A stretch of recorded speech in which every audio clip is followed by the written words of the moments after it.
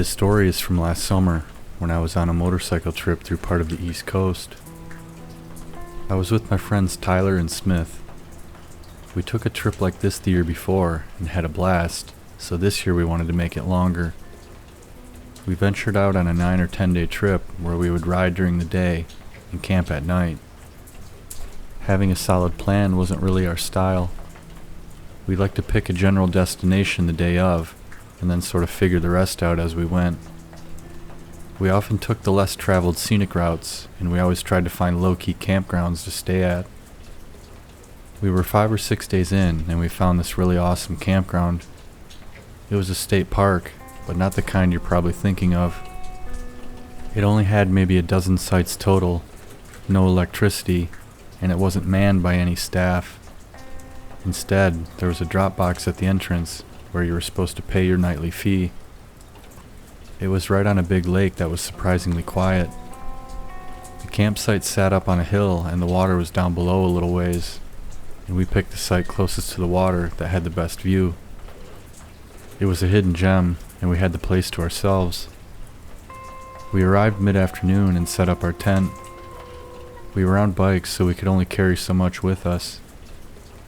This place seemed so cool that we decided that we'd probably skip riding the following day and stay another night there to relax and regroup. Several long days of riding wears you out, and we could all use a break. We made a fire and cooked some food. Before too long, there was an old pickup truck that rolled in and parked a couple sites over. There were a couple guys, probably in their mid-20s, that got out and grabbed some fishing gear out of the bed. Before heading to the water, they walked over to us and started talking about the bikes. Smith is quite the chatterbox, so he had no problem keeping the conversation going. The guys seemed cool. They were locals that said they liked fishing there because not many people used it. We ended up hanging down by the water with them for an hour or so. Smith told them we'd be hanging out later if they wanted to stop by and have a couple beers. It was getting close to dark and they showed back up with 2 more of their friends. They brought some beer and a bottle of Fireball. We sat by the fire BSing for a couple hours and having a great time. At one point I was talking to one of the guys they brought with them, and I noticed he was asking a lot of questions. Where are you from? Where are you headed? What do you do? Stuff like that. It wasn't really out of the ordinary, but I remember kind of feeling like I was being interviewed or something. Eventually they took off and we called it a night soon after. Whenever I camped in a tent, I always brought a little string of bells with me, like the bells you'd see in Christmas decorations. I would tie them to the zipper inside the tent. It was just a little alarm if anyone ever tried to come in while you were sleeping. It was something my grandpa used to do when he took me camping as a kid. We slept through the night and we all seemed to be feeling a little rough around the edges the next morning. I definitely could have gone without the Fireball the night before, but we all had a lot of fun anyways. Our plan for the day was to just take it easy and chill by the water. We were down there for a while sitting on the little beach area. Once in a while you'd see a boat pass by in the distance. It was the early afternoon when we saw an old fishing boat slowly approaching. As it got closer, we realized it was the same 2 guys we met the day before.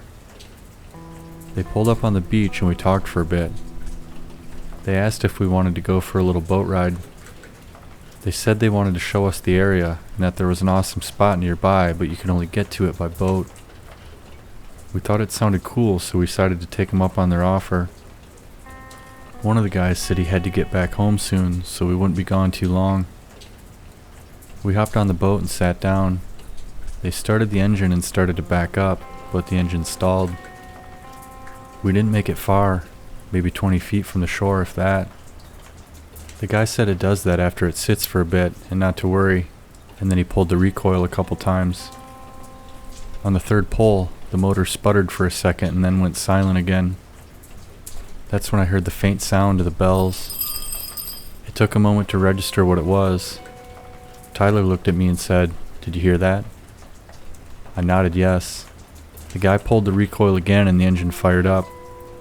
I told him to pull back to shore. He replied by saying, "What? Why? Let's go for a ride." I didn't bother repeating myself. I just jumped in the water and quickly swam to the shore and ran up the hill. When I reached the top, I saw the door of the tent wide open.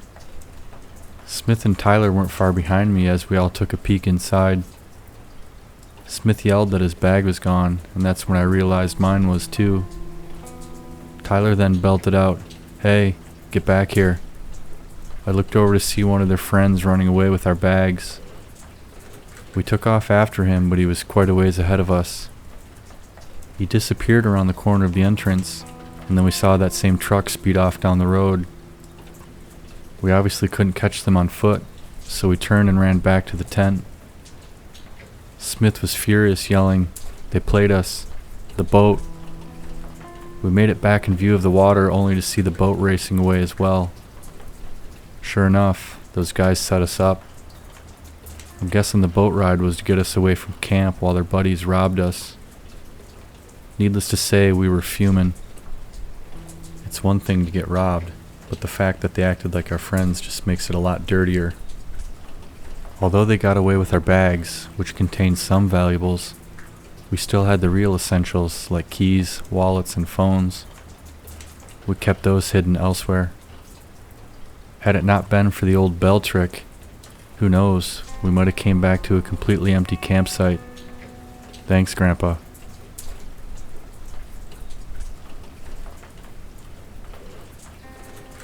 When I was a child, my parents took my sister and I camping a few times a year. This was one of the earliest camping memories that I have. I want to say that I was 7 or 8 years old and we had a small camper at the time. We stayed at this huge campground, or at least it seemed huge to me back then. I didn't have a point of reference at the time, but looking back, this is not your average campground. It had a lot of extra amenities. I remember there was an indoor Olympic swimming pool with a springboard, a giant rec room with different games like billiards, ping pong, and air hockey, and I think there was a store as well, among other things. It was almost more like a resort than your typical campground. The place was big enough to easily get lost in if you didn't know your way around. After dinner one evening, my mom and I took a long walk. Well, she walked and I rode my bike. We made our way through the park and eventually ended up down by the lake. The campground was set in the hills, and I remember that there was a long, steep decline that led down to the boat ramp. It was perfect for catching speed on my bike. We stopped in this area and walked around for a little while. My mom always liked to skip stones, so we were walking near the shore trying to find some good skippers. I was scanning the area when I stepped down to the cement boat ramp right at the edge of the water. I found out the hard way how slick wet cement can be as I slid and fell backwards, completely soaking myself from head to toe. I don't know if it was fear, embarrassment, or simply a bruised ego, but I got really upset and started crying. The next thing I remember was looking up to see my mom laughing at me while I picked myself up out of the water.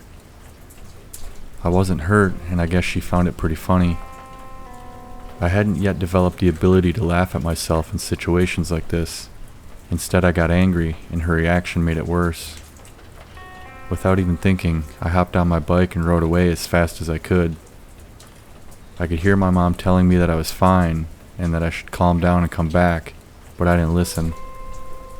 She kept demanding me to stop, but I ignored her and kept pedaling as hard as I could. She chased after me, but I was fast enough that she couldn't keep up on foot. With all the hills and turns, it didn't take long for me to completely lose sight of her. I wasn't normally one to disobey, but I just didn't feel safe in that moment, so I fled. I thought I knew my way back to the camper, but after a while I found myself in an area that I didn't recognize. I must have taken a wrong turn somewhere. I stopped for a minute to take a look around. I didn't know if I should keep going or go back. I was standing there for a bit when I saw a woman appear from around the curve ahead. She was coming my way and she smiled when she saw me. She had long, poofy blonde hair and was older than my mom. She started waving as she got closer and said hello in a raspy voice. She said, "Hey buddy, you haven't seen my dog run this way, have you?" I shook my head no, and she asked, "Can you help me find him really quick? He really likes kids. He'll definitely come to you." I don't think I really knew what to do, and I just stood there in silence. Before I said or did anything, she said, "Come on, I think he's over here," and she started walking back the other way. Then she waved for me to come with her. I slowly started following as she continued to talk about the dog. We made it around the curve and down into a clearing where there was a car parked with a man stepping out. There wasn't really anything in this area except for woods and this little turnout where the car was parked. I didn't quite realize what was happening, but for some reason I stopped moving at this point. The lady noticed and said something like, "It's okay, that's my husband. He's waiting for us to help find the dog." I was frozen, just standing there staring at them. She waved me on again as I started to hear my mom yelling my name in the distance. I was aware of it, but I still didn't move. Her voice got louder and louder. The woman clearly heard it too. She told me once more to come on, but when I didn't, the man yelled, "Let's go." She walked to the car and they both got inside. The car spun around and took off the other way just as my mom reached for me from behind. I remember her being out of breath and upset and telling me not to run off like I did. I can't remember the exact conversation, but she asked about the car and I told her about the people looking for their dog. I remember she asked a lot of questions about it on the way back to the campsite, and I remember her getting upset again when we got back and she was talking to my dad. A little while later, there was someone from the park at the campsite asking questions about the whole thing as well. I still didn't fully understand what was going on. It wasn't until years later when I recalled the event and I realized the couple was probably trying to lure me into the car.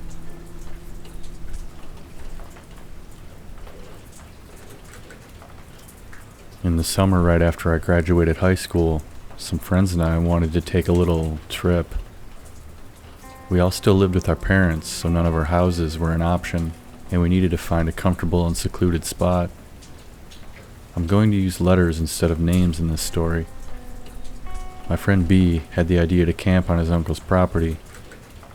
He lived way out in the country and had a big chunk of land.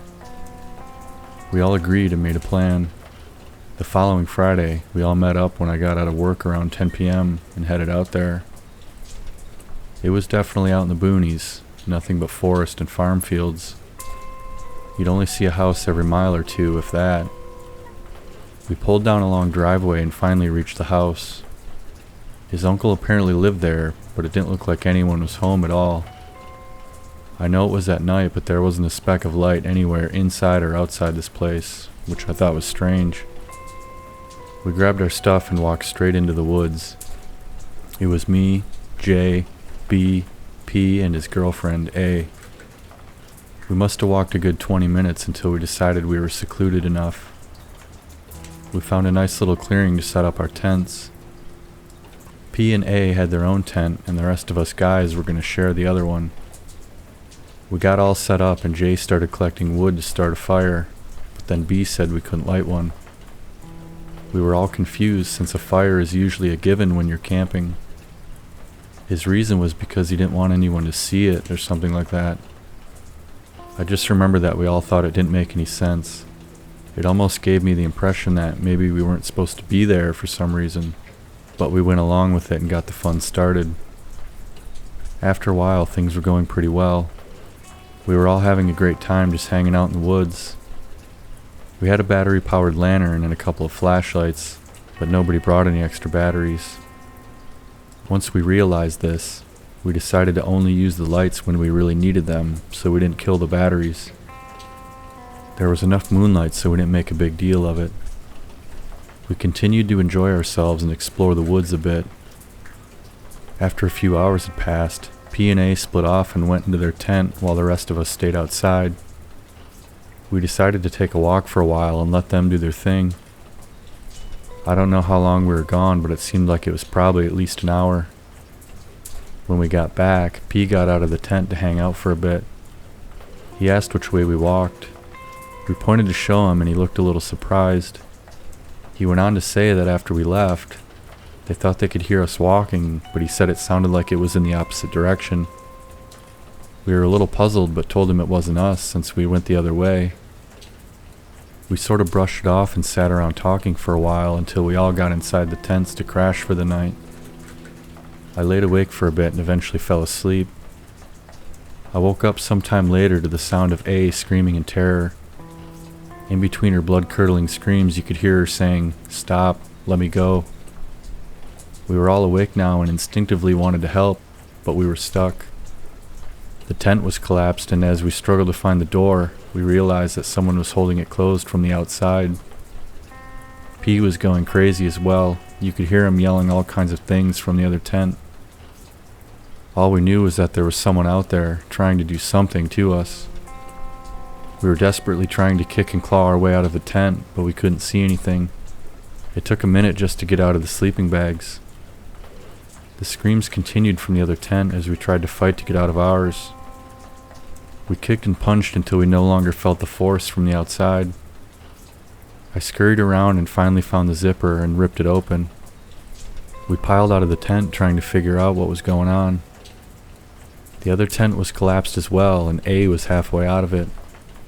There was a big zip tie wrapped around her feet on the outside of the sleeping bag, and P was trying to get her free.